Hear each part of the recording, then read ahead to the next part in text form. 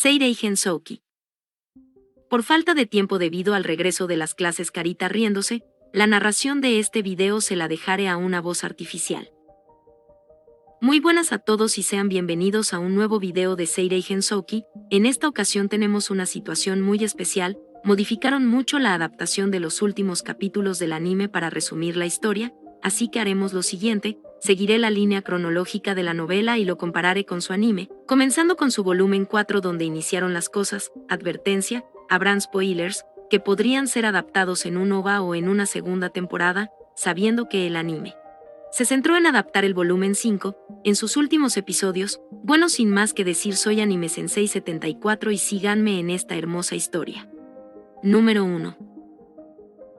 El prólogo de la novela inicia contándonos sobre el diario de la Tifa, donde describe los sucesos y deseos más importantes de la niña, viviendo con la gente espíritu y poder estar con Ryo. En ese momento reflexionaba acerca de lo solitario que se encontraba Ryo sin sus padres. La Tifa no conoció a su madre, pero sí recuerda la sensación de su abrazo. Mientras escribía prácticamente una carta de amor en ese diario, el deseo de la niña es ser alguien importante para Ryo, como lo fueron las personas antes y después de reencarnar el muchacho. Por cierto, en la fecha de este video, hace poco tiempo se publicó el volumen 20, tampoco he encontrado traducción al español o inglés todavía, y si los rumores son ciertos, ese diario puede ser algo muy importante para la continuación de la historia en el volumen 21. Esa es la teoría de muchos en el fandom. Número 2. Seguimos con el capítulo 1, año 999 de la Era Santa a finales del otoño. Como en el anime describió, Ryo si regresa a la aldea espíritu 2 semanas después de partir de la región de Yagumo. El resto las cosas son totalmente distintas a como lo cuenta la adaptación. Había pasado 2 años desde que partió de la aldea espíritu. Ryo fue recibido por la guardia de la aldea, la Tifa y el trío de chicas de la aldea espíritu. La Tifa había cumplido 13 años y había crecido en ese momento. El resto de diálogos fueron saludos y cumplidos entre las chicas y el galán de Ryo. Luego descendieron en la plaza de la aldea y fueron recibidos por los niños de la aldea, resaltando a ver a la hermana de Sara y Arslan, el niño león. Esos niños mataban a Ryo con preguntas y querían estar con el muchacho, hasta que Sara los mandó a sus casas poniéndolos en cuidado de Vera y Arslan. Número 3. Luego de que Ryo se despidiera de los niños, Ryo se reunió con los ancianos que le prepararon una fiesta de bienvenida. El muchacho relató a la gente espíritu sobre sus experiencias en la región de Yagumo, divulgando sobre que su abuela Yuba quería conocer a la Tifa, y ocultando sobre el linaje real de su madre, para que la relación con la gente espíritu no cambiara. Por cierto, los ancianos permitirían que personas elegidas por Ryo se quedaran en la aldea bajo ciertas condiciones. Refiriéndose a Yuba, que quería conocer a la Tifa, Ryo quería quedarse unos cuantos meses antes de que comenzara el invierno para dirigirse a la región de Estral. Luego le pidió ayuda a Dominique, el viejo enano, para la construcción de la casa Portabel. Ryo quería asesoría del enano para construirla él mismo, pero el enano sintió el reto en la idea, así que se emocionó, ocupándose personalmente con su gente en el trabajo. Número 4. Al día siguiente, Ryo se dirigió con Vera y la Tifa a saludar a Dríade, encontrándose con una chica gato llamada Anya, un personaje onesan que Ryo había conocido en el pasado. Anya percibió el crecimiento y la madurez de Ryo mientras hablaba, quedando sorprendida y ruborizada por lo cautivador que se había vuelto el muchacho, que la había halagado sin muestra de timidez. Se despidieron de Anya y se dirigieron al gran árbol donde Dríade resaltó el aumento de la presencia del espíritu de Ryo, diciéndole al niño que podría despertar en cualquier momento, y cuando despertara que la viniera a visitar de nuevo. Luego se fueron a cierta habitación de invitados dentro del santuario, se juntaron con el trío de waifus espirituales del Kirito y se pusieron a comer todos juntos. Finalmente se despidieron de Dríade. Número 5. Pasó el tiempo y Ryo creó muchos recuerdos con la gente espíritu. Cierto día, 2 semanas después de su regreso a la aldea, fue citado por Dominique para verificar la construcción de su casa. La obra era realizada por Dominique y su grupo de enanos. Para este proyecto, Dominique le recomendaba la poligamia al muchacho, debido a las grandes dimensiones de la casa, pudiendo vivir con muchas mujeres dentro de ella. Menos de un mes después la casa estaba terminada. Parecía una roca en su exterior, pero en el interior era muy confortable, con muebles, baños, hechizos de protección, etc. La inauguración de la casa fue realizado con una fiesta y la Tifa viviría con Ryo. Al acercarse el invierno, llegando el año nuevo, siendo el año 1000 de la Era Santa, faltaba un día para la partida de Ryo hacia la región de Estral. En ese día Latifa y Ryo se bañaron juntos como en el anime, pero en vez de confesarle al muchacho que era una reencarnada, en la novela la señorita de manera muy seductora, le hizo prometer al joven que volvería lo más pronto posible. Por cierto, hay una diferencia que ya mencioné en un anterior video, pero la confesión de Latifa de ser una reencarnada sucedió en realidad al final del volumen 2, antes de que Ryo se marchara a la región de Yagumo. Número 6. A la mañana siguiente Ryo era despedido por la gente de la aldea en la plaza del pueblo. Úrsula le entregó una piedra espiritual del tamaño de un puño. Una piedra espiritual podría ser usada como artefacto mágico, al tener una fórmula de hechizo sellada en su interior, siendo un cristal de teletransporte. Mueve al usuario a un destino predeterminado y el canto de activación era Transilio. Como las coordenadas del artefacto era la aldea espíritu, Ryo podría regresar cuando quisiera, pero no podría volver al punto de partida. En pocas palabras, es un artefacto con un boleto de ida pero no de regreso. Otros usos que tenía la piedra espiritual eran volverse una fuente de energía pura para otros artefactos, o para almacenar el poder mágico en caso de emergencia. Su capacidad de almacenaje dependía de la calidad de la piedra y también su tamaño. Su color cambiaba debido a la esencia almacenada, por ejemplo el color verde esmeralda, piedra de alta calidad. También se planteaba utilizar el artefacto para reunir a Latifa con la abuela y la prima de Ryo en Yagumo. Bueno, Ryo partió de la aldea espíritu con muchos regalos, finalizando el capítulo 1. Número 7. Iniciamos el capítulo 2. Pasaron aproximadamente 2 semanas de su partida desde la aldea espíritu. Ryo no había pisado suelo astral en varios años. Su ubicación era la ciudad comercial de Amande en el reino de Galark. Ingreso a la ciudad que se había desarrollado desde que estuvo la última vez. Se dirigía a la posada que se había quedado en la anterior ocasión, cuando de repente. Lo siguiente será uno de los mayores cambios que animaron en esta historia. En el anime los pilares de luz y su continuación se dieron al final del capítulo 12, pero en la novela fue cuando Ryo se dirigía a la posada y de repente los pilares aparecieron. Fueron observados por toda la ciudad de Amande. Mientras Ryo detectaba el flujo de mana con sus artes espirituales, el suceso parecía apocalíptico, ya que los pilares eran de diferentes colores y hacían retumbar el cielo. En ese momento, escuchó la voz de una chica en su mente. Tuvo una sensación cálida que había sentido cuando recuperó sus recuerdos de Amakaba Haruto. Era la voz de su espíritu que dormía dentro. Le había dicho que se dirigiera al sureste para encontrarse con alguien. En este punto la diferencia con el anime es que Aisa no se encontraba despierta. Sigamos relatando. Ryo dudaba dirigirse hacia la dirección indicada por el espíritu, pero al tratarse de alguien que lo salvó en el pasado fue a echar un vistazo. Fue al bosque vecino de la ciudad, para poder volar sin que nadie lo observara dirigiéndose al sureste. La dirección era bastante vaga para empezar, así que Ryo no pudo encontrar nada extraño aún con sus sentidos agudizados. Cuando se decidía a regresar, encontró una extraña cantidad de poder mágico residual. Su ubicación era un rincón de las praderas. Analizando la situación se dio cuenta que se trataba de un fenómeno espacio-temporal, sin poder definir muy bien el método utilizado, pero su conclusión era que se trataba de un hechizo de teletransporte. Ya en el lugar se encontró con huellas que se dirigían al reino Centostella, situado al sureste de la región de Estral. Ryo dedujo que fueron las personas que llegaron con el teletransporte. Volvió a volar y decidió investigar más, siguiendo los pasos con sus artes espirituales. Número 8. Ahora contaremos los sucesos que el anime resumió en cuestión de minutos. Nos remontamos desde el punto de vista de Miru. La chica se encontraba con 2 niños de primaria sin entender la situación, ya que el moderno paisaje urbano que se encontraban cambió a una llanura de hierba antes que se dieran cuenta, un suceso imposible para ellos. Mientras analizaban la situación, recuerdan que se encontraban en una zona residencial. Miru hablaba con su amiga Satsuki, la niña llamada Aki. Hablaba con su hermano Takaisa, el niño se llamado Masato. Comenta que su visión se deformó en ese momento, misma sensación que tuvieron Aki y Miru. Luego Masato concluyó que fueron teletransportados. Miru, al ver la falta de refugio y suministros, decidieron movilizarse para encontrar ayuda. El grupo caminó por 1 hora hasta que encontraron personas en caballos a la distancia. Miru sintió inquietud por esas personas, pero mientras pensaba los niños llamaron su atención con gritos. Los hombres tenían espadas y se acercaron a caballo. Ellos intimidaron al grupo y Miru con cautela trató de comunicarse con ellos,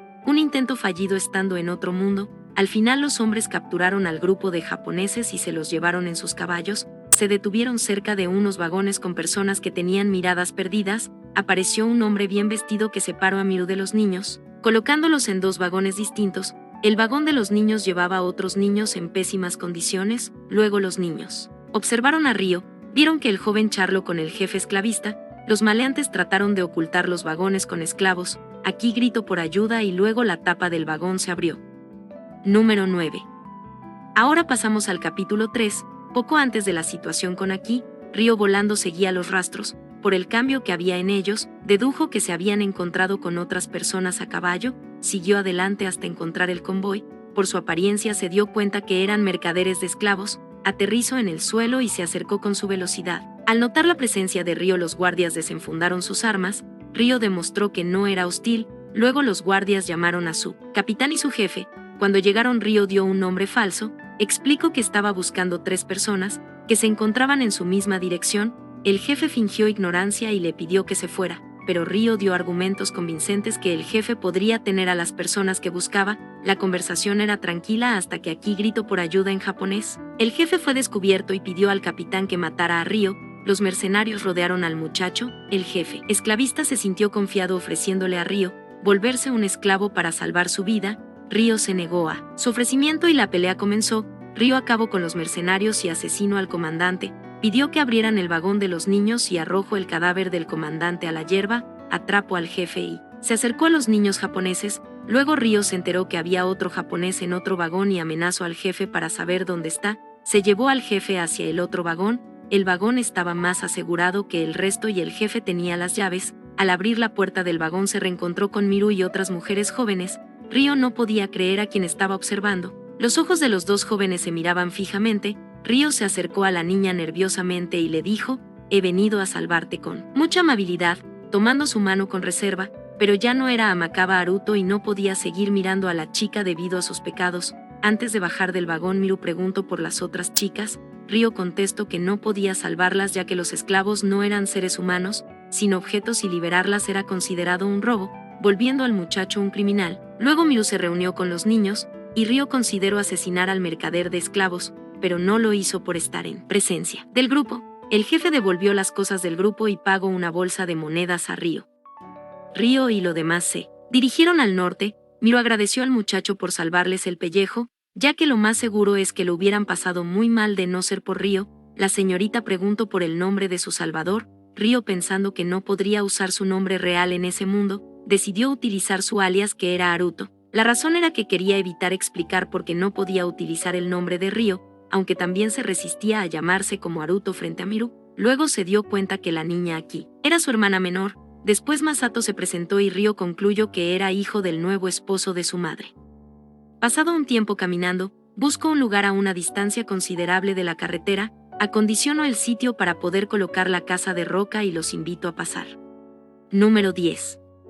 Iniciamos con el capítulo 4 de la novela. Cuando entraron a la casa de roca se sorprendieron al observar su interior. Se sentaron en el sofá y Ryo les dio té helado, resolviendo el problema de la deshidratación. Después de que el grupo se hubiera restablecido, Ryo le preguntó a Miru si sabía su ubicación. La chica dijo que no sabía. Ryo les explicó su ubicación, a lo que Miru confirmó que ya no estaban en Japón, ni en su mundo. Luego cuestionó a Ryo de por qué podía hablar japonés. El muchacho sin más remedio explicó que era un japonés reencarnado. Masato, emocionado, preguntó que si estaban en un mundo RPG de magia y espadas. El niño le gustaban muchos los videojuegos. Ryo aceptó la opinión de Masato, pero le advirtió que no había botón de reinicio, y si no hubiera llegado se convertirían en esclavos. Aquí, sorprendida, no sabía que era un esclavo. Masato y Miru no sabían cómo responder a su pregunta, pero Ryo le dijo que son personas que eran tratadas como objetos, comprados como animales, para obedecer las órdenes de su comprador. El grupo de Miru con morales japonesas se sintieron ofendidos por ese destino. Ryo dio razones de por qué se daba en ese mundo, pero al final el grupo siguió con el mismo sentimiento de no poder aceptar la esclavitud. Volviendo al tema, Ryo preguntó si habían aceptado que no estaban en su mundo. El grupo confirmó la pregunta, y luego preguntó si querían volver. Aquí fue la primera en responder que sí, pero Ryo, al notar la confusión, explicó que no sabía cómo regresarlos a su mundo, pero sí les explicó cómo mejor pudo el hechizo espacio-tiempo, con un ejemplo sobre la hechicería, para que tuvieran cierta idea de cómo fueron convocados y lo anormal que era, ya que la hechicería espacio-tiempo era un conocimiento que se perdió en una guerra de los dioses, que sucedió hace más de 1000 años. En esa época la hechicería era mucho más avanzada que en su época actual. por lo tanto no debería existir alguien en ese mundo que pudiera utilizarla a tal escala, pero, según Ryo, la hechicería que se utilizó para traer a Miru y al resto a su mundo, fue debido a esa hechicería antigua. El grupo aceptó las palabras de Ryo. Luego aquí preguntó si era posible que su hermano mayor y Satsuki también estuvieran en este mundo. Ryo comentó que no había otros rastros de mana cerca, pero que era posible que estuvieran en ese mundo. Por cierto, cuando aquí, dijo hermano mayor, por un momento Ryo se conmocionó al pensar que se tratara de Haruto, pero al pensarlo bien se dio cuenta que era el hijo mayor del nuevo esposo de su madre. Según la explicación del grupo de la sensación al ser convocados, Ryo concluyó que los objetivos posiblemente eran Satsuki y el nuevo hermano mayor de aquí. El resto solo fueron arrastrados con ellos, y si se separaron fue debido a que los hechizos individuales de los objetivos interfirieron entre sí por la corta distancia que estaban, causando un cambio en las coordenadas de teletransporte. Aquí preocupada quiso confirmar que si su hermano se encontraba en alguna parte de ese mundo. Ryo respondió que era lo más probable, pero se guardó que sus condiciones no fueran tan favorables para no preocupar más al grupo. Por ahora, la mayor prioridad de Ryo era darles refugio, alimentación y enseñarles el idioma de ese mundo para que pudieran sobrevivir, pero hubo una condición por parte de Ryo, que no podían divulgar información acerca de él sin su permiso, ni acerca de la casa, a menos que sus vidas corrieran peligro. En pocas palabras, Ryo se iba a encargar de las vidas del grupo. Al final Ryo y Miru prepararon la cena. Masato exploraba la casa para después poderse bañar y aquí se fue a bañar. Después de que Ryo explicara el funcionamiento del baño a los niños, dentro del baño aquí reflexionaba sobre los sucesos acontecidos. Recordaba a Makaba Haruto, sintiendo un odio emocional por su verdadero hermano, ya que se sintió abandonada por él y su padre, sin saber la niña los verdaderos motivos y solo se quedó con su madre, quien la amó incondicionalmente. A pesar de estar sufriendo por su divorcio, la joven pensaba en los buenos momentos que disfrutaba con Haruto y Miru.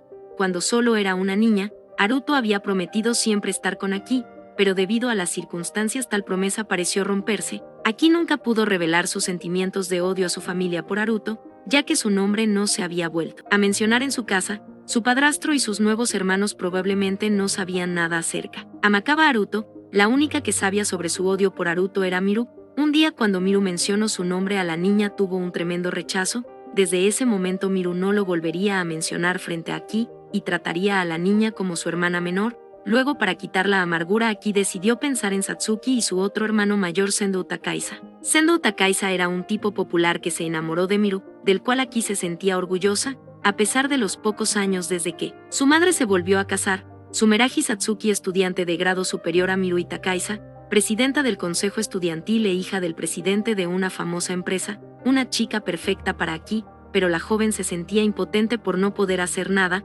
pensando en los problemas que podría pasar Takaiza y Satsuki. Luego pensó bien de Ryo, preguntándose si el muchacho quisiera regresar a Japón al ser un reencarnado. Después salió del baño y se vistió. Al dirigirse a la cocina, descubrió a Ryo y Miru cocinando juntos. La niña tuvo una sensación de déjà vu. Viendo los dos actuar tan íntimamente generó un malestar y dolor en su corazón. La niña no sabía que Ryo era la reencarnación de su odiado hermano Haruto. El destino era una amante cruel. Finalmente el grupo cenó la comida preparada por Haruto y Miru. Los niños por el cansancio se durmieron. Miru le ayudó a Ryo para lavar los platos. Ryo en sus pensamientos sentía un conflicto interno. Se preguntaba si debería revelar la verdad, por la sensación de felicidad que tenía al tener a Miru, pero era algo complicado, ya que era una existencia que poseía los recuerdos y sentimientos de Haruto. Más Ryo no sabía si realmente era Amakaba Haruto. Además, los sentimientos de venganza y sus remordimientos por haber asesinado a un hombre en ese día no era fácil demostrar frente a la chica que amaba. Al final decidió no decirles nada, debido a que no quería ponerles más carga al grupo, así que su viaje para visitar a la profesora Celia tenía que aplazarse. Luego Miru salió del baño. Ryo le preguntó si quería ir de compras al día siguiente, ya que el grupo necesitaba ropa nueva, pero con el problema del idioma tendría que dejar a los niños atrás. En pocas palabras, Ryo y Miru irían de compras. Además, Ryo les dio el dinero del comerciante de esclavos a Miru para que pudieran cubrir sus gastos al día siguiente. Con esto finaliza el capítulo 4. Muy buenas a todos, soy Anime74, espero que les haya gustado este tipo de video. Sé muy bien que no es una especie de comparaciones o curiosidades, sino más bien un resumen de la novela del volumen 4, pero me pareció que fue la mejor forma de explicar lo acontecido con los últimos capítulos del anime. Por cierto, me olvidé mencionar que apenas esta es la primera parte acerca del volumen 4 que voy a hacer de este primer video. Después va a haber una segunda parte y después seguirá el volumen 5 con dos o tres partes. Bueno, sin más que decir, denle like, suscríbanse, clic en la campanita. Soy Anime674 y nos vemos en el siguiente video. Bye bye.